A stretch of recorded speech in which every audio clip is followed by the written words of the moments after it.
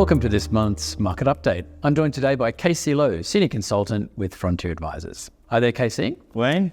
So we're starting a new financial year now. I'm taking a signal from the green tide that last year must have been a reasonably positive one. Can you step us through some of the key points to consider out of 22-23?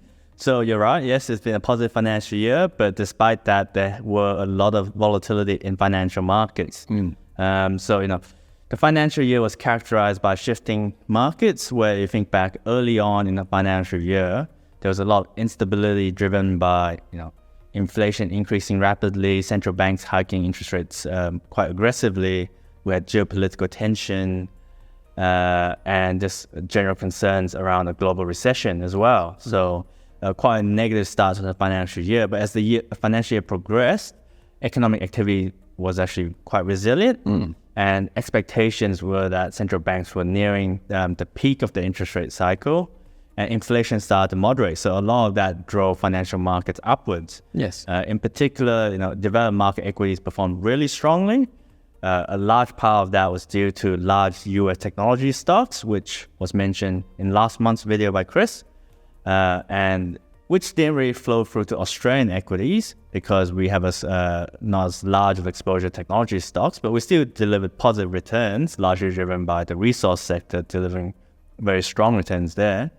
And then on emerging market equities, because of China's reopening being a lot weaker than expectations, that had flowed through to Chinese equities and in turn flowed through to emerging market equities broadly.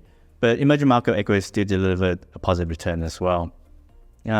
Going to other asset classes, because we've seen a sharp increase in interest rates, both credit and government bonds delivered flattish to slightly negative return for the financial year.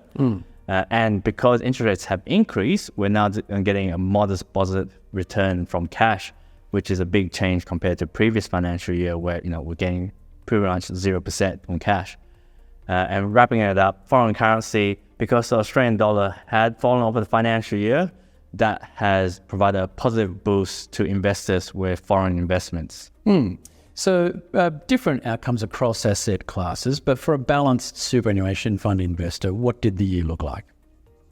So it's been a big shift in performance for the financial year compared to last financial year. Remember, so in the previous financial year, the median balance option for super funds delivered about minus 3.4%. So it was quite a negative year. Yes. And it's been a big turnaround this financial year where the median balance option delivered around 8.5%. So very strong results. And in terms of longer term performance, it remains very strong.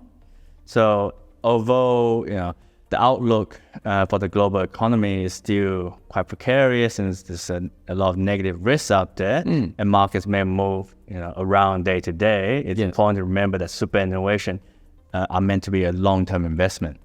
Very important to remember that, KC. The Reserve Bank of Australia, what have they provided the market to consider over the last month? So after a period of hiking the cash rate very rapidly, they've taken a pause this month and left the cash rate on hold at 4.1%. The main reasoning behind that is they've increased the cash rate significantly over the last 12 months. So they've increased it by 4% since May of last year. And they just want to sit back and assess the impact on the economy. So that's happening there. But the main point I think to take is that the Reserve Bank have said that, they continue to see a potential that they might have to increase interest rates further, but it's still dependent on how the economy develops and also how the inflation outlook evolves as well.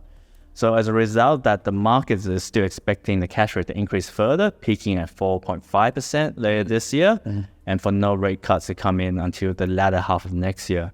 So market expectations is still for more hikes to come. Right.